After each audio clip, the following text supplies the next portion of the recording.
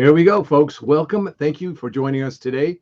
This is Executive Coaching, Mainline Executive Coaching ACT. And we are all about helping those executive leaders make great organizations, take the people that they have, turn them into great leaders, turn businesses that are great now and turn them into even greater businesses. And what's the key to that? That's what we're going to be talking about. What's the key to making great businesses become even greater? So we've got Rich and Maikel here today. We've got a wonderful guest with us, Donna Tarantino. She's joined us, and she's going to be sharing a lot of great insights, personal experiences as a leader and as a consultant, as also as a coach, about how do you create this wonderful relationship and connection between leadership and people that are providing customer service in your company. So let's start there. Let's start right there. Donna, here we go.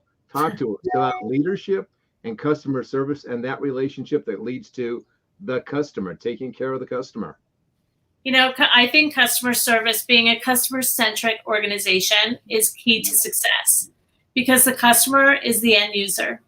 You're providing a service or a product that will help them, so you want to make sure it's an easy, great experience for them. So it's important within the organization that those that are interfacing with the customer, who are speaking directly with the customer, have the right customer service skills and leadership skills to build that foundation, to build that relationship with the customer.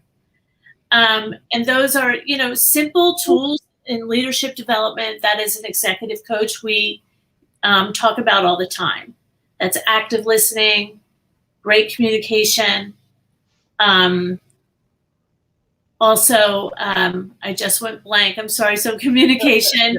I had it all in my head. Isn't that what always happens? It's Friday. It's Friday the 13th. Friday. Yes. It's late Friday afternoon. Yeah. But it's being open-minded, being an active listener.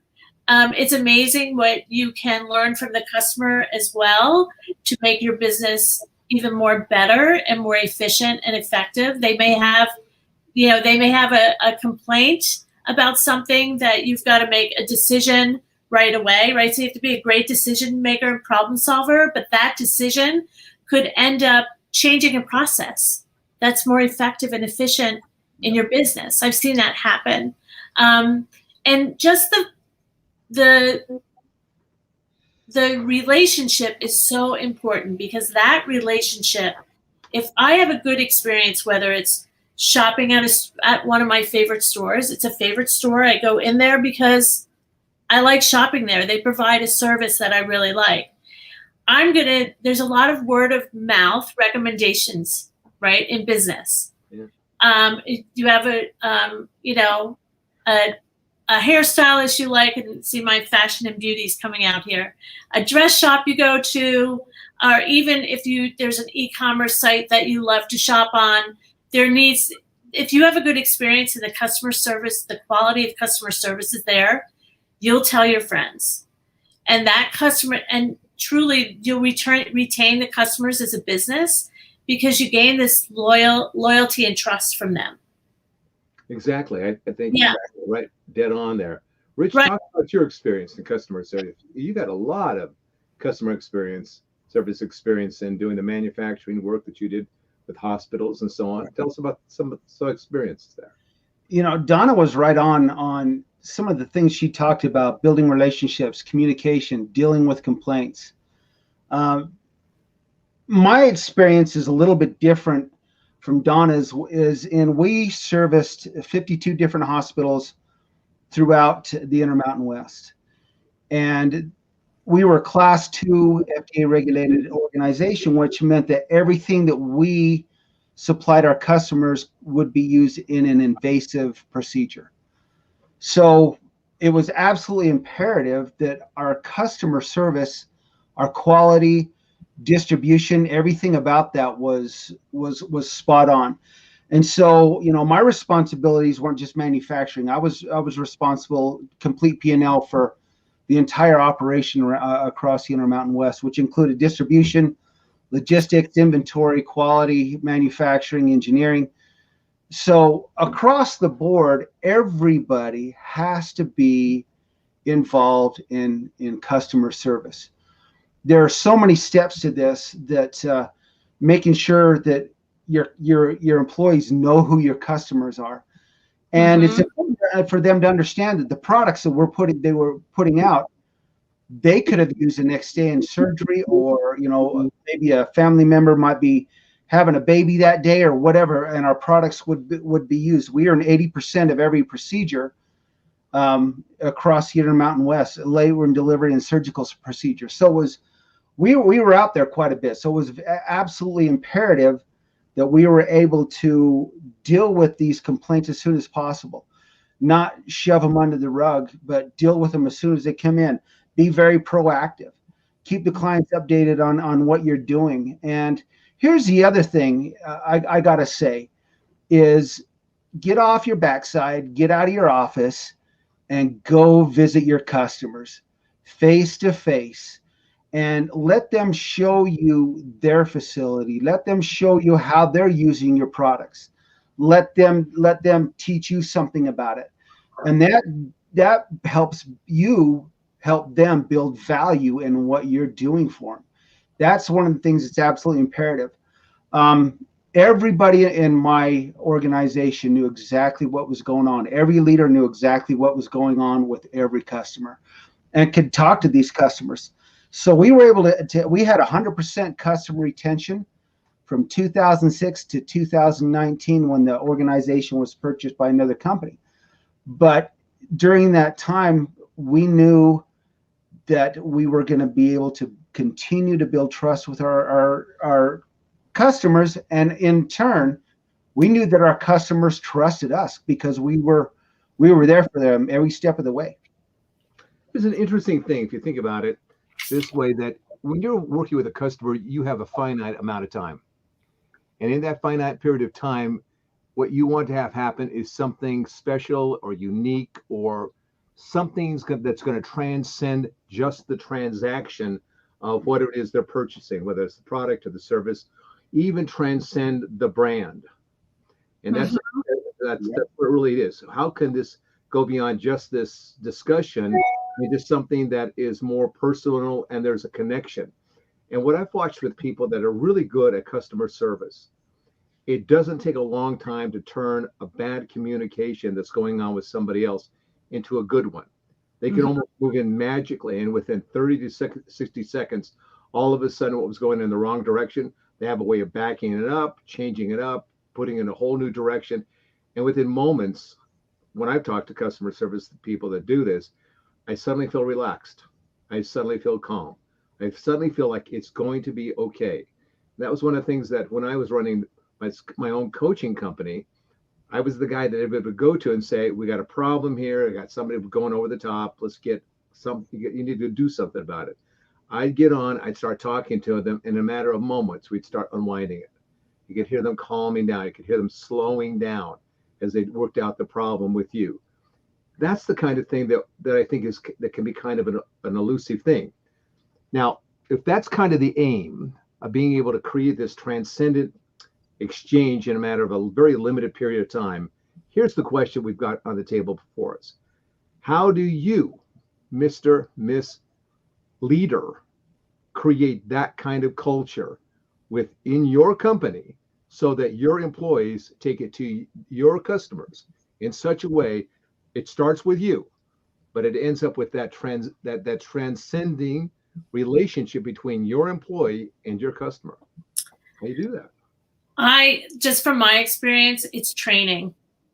It's giving the customer service team members the proper training, the proper tools to understand the product or service that you're providing.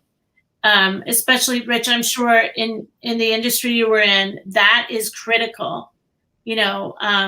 People have questions, you have to have the right answers. And if you don't, you need to find the right answer. And I mean, it's critical. I've worked in companies that, thought that providing that information was not a priority. It needs to be. because at the end of the day, if that customer is not happy with the answer, right? That old saying, the customer is always right.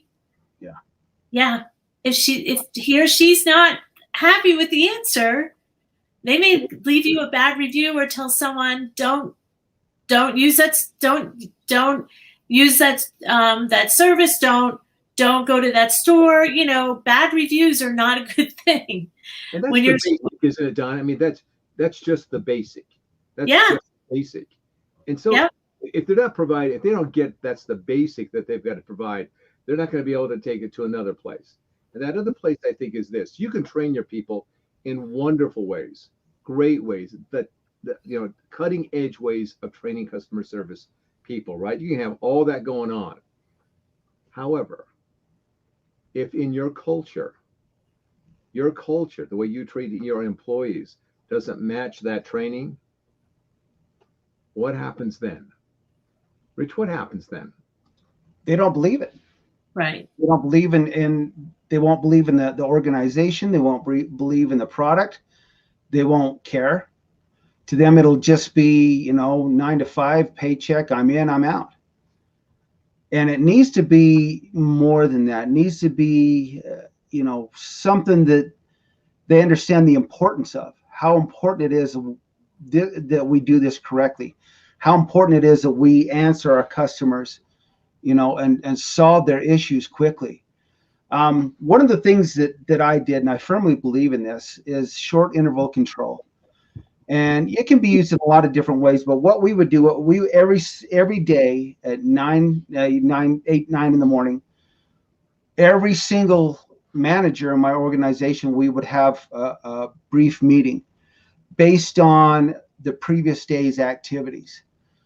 And they would report in about, you know, what their numbers were. If we are, you know, did we short ship any customers? Were we on time? How was our quality? Did we have any complaints that come in? You know, and that's just part of it. We use what was called SKU dip. That's, you know, safety, quality, distribution, inventory, and production in that order. But that's, you know, but the point is this, is that every single manager would hear everything that was going on in everybody's department. And it was put onto a OneDrive, a spreadsheet, so everybody could see what was going on. That way, if someone wasn't there, or we dropped the ball somehow, someone else could pick it up and start running with it, regardless of what department they were in. And then they could disseminate that information out to their departments. That was critical. That was critical everyday communication, making sure everybody knew everything that was going on. And when we went out and visit customers, I would take different managers along with me. I don't care what department they were in. I would take them with me just so they could see what was going on with our products outside of the facility. You know, a lot of people just see the inside of the facility, a production line, or, you know, distribution, shipping, whatever, and don't really have an understanding how that product is used in the end. So there's so much to training and getting people involved in this customer service, because it really is not just down to your salespeople. It really isn't down to your account managers. It's down to everybody, top to bottom in that organization. And it should be a culture of quality, a culture that everybody is involved. And so we've got about 3 minutes left here. And you're both talking about the same thing. Let me just kind of focus it in. Every business wants one thing, and it's a simple thing, but they want a customer loyalty. Yeah. They want customer loyalty. That's what they really want. And so the focus is on customer loyalty. The question is, where does the loyalty begin? It begins. Go ahead, Donna. Yeah. It begins at the top. Because I think the one thing with customer service that people fail to really think about is that it really does stop at the at the top of the organization, and allowing the team members. Oh, it doesn't matter if they're executives, middle management, entry level, to understand what customer centric is, and to realize that your employees are customers too. So I know that the success that I've had has always been to think like a customer, because many times you're the end user too. So I think it starts at the top to understand who your customer is, why they come to you for help, or why they buy your product, and really listen to them and use those leadership skills that you learn along the way to understand who they are and to move it forward. Because if it doesn't start at the top, if the CEO doesn't understand who the customer is, how is the marketing manager going to understand who the customer is? How's the logistics manager going to understand who the customer is? How are they going to understand what customer service is if it doesn't start at the top? Yeah. And in a simple way of saying that, there's a lot of complexities, a lot of techniques on. I think one of the things that we could say is this: it's a very simple stand that you used to hear from people all the time. Very, very simple. And you still do hear this kind of sentiment in organizations that have a lot of emotional intelligence, that are smart, capable, high production, innovative. And it's just this one simple idea: I got your back. Mm-hmm. If the employees know that leadership has got their back, and the middle managers and all, they got their back, so that employee can take that confidence to the customer and say, I got your back. Right. Mm-hmm. What are your thoughts on that, Rich? And I'm going to wind it up here. Well, it's being, loyalty from a customer starts with your loyalty to them. Mm-hmm. If you're loyal to your customer and they see that with everything we've talked about, then they start becoming loyal to you. But it starts with you. It starts with, like Donna says, starts at the top. Starts with building that culture around customer-centric service. So when we talk about customer loyalty, it really is the opposite way around first. It doesn't start with your customer, it starts with you. If you're loyal to them, they become loyal to you. Nicely said. Thank you. Thank you. Donna, thank you so much for being here with us today. Somebody wants to get a hold of you, this bright young woman, so full of energy and entrepreneurship. And Even on a Friday, right? Yeah. How do they do that? How do they do it?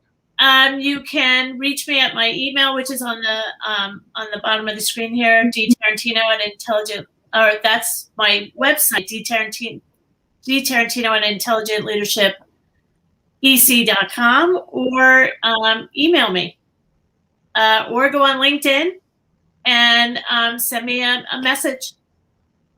All right, outstanding. Excellent. Thank you. Thank you for being with us today. Appreciate it very much. Rich, take us home. Once again, folks, we are at the end of another awesome podcast. Thank you, Donna, so much. We love having you on, and it's always an awesome conversation. We have a new product that you can go out there and leave us a live message. podinbox.com/Mainline Executive Coaching ACT. Go on there, leave us a message. We'll respond. If we like what you say, we're going to put you on our podcast. We'll air that live and let others hear what you say. So, again, go to Mainline Leaders, ACTILEC.com. Look us up, book some time, and remember, be safe. Happy Friday the 13th. Friday the 13th. See, it's already turned out bad. Okay. Once again, thanks. Take care. Be safe. Have a great weekend, and we'll see you again soon. Thank you.